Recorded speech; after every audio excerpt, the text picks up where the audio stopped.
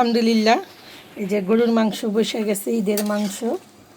এই যে আলু দিয়ে দিচ্ছি, দেখেন আমরা আলু দিয়ে গরুর মাংস ঝোল করব মিজান ভাইয়ের হোটেলের মতন।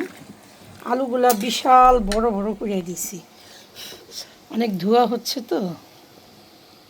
দেখেন আস্তে আস্তে দাও আম্মা, 2 ঘন্টা লাগাইয়া দাও।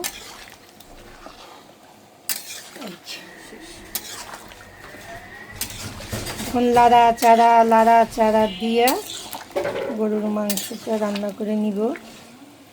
এই যে দেখেন আলুর সাইজ দেখেন। এই যে আমাকে পিছন দিয়ে মেয়ে ধরো তো বেবি।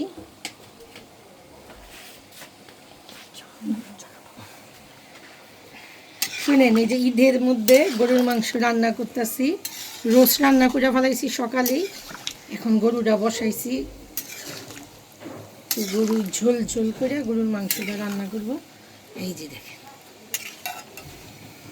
আলহামদুলিল্লাহ চুলায় গ্যাসও আছে, পুরা রোজার মাসে মাশাআল্লাহ অনেক ভালো গ্যাস আছে চুলায়। জানি না,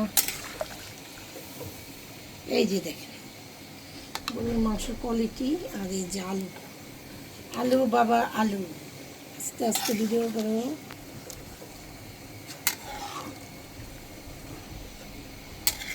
পোলাওটা পরে রান্না করব, গরম গরম পোলাওটা 1টার দিকে বসাই দিব।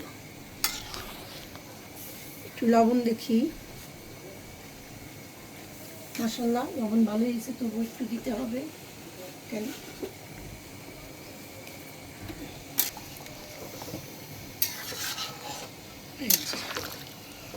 গরু আলু দিয়ে ঝোল হবে, মিজান ভাইয়ের ঝোল। ভাগ্যিস মিজান ভাই এখন ঢাকায় নাই, সেই ঈদে দেশে গেছে। এই যে করুলি মাংসটা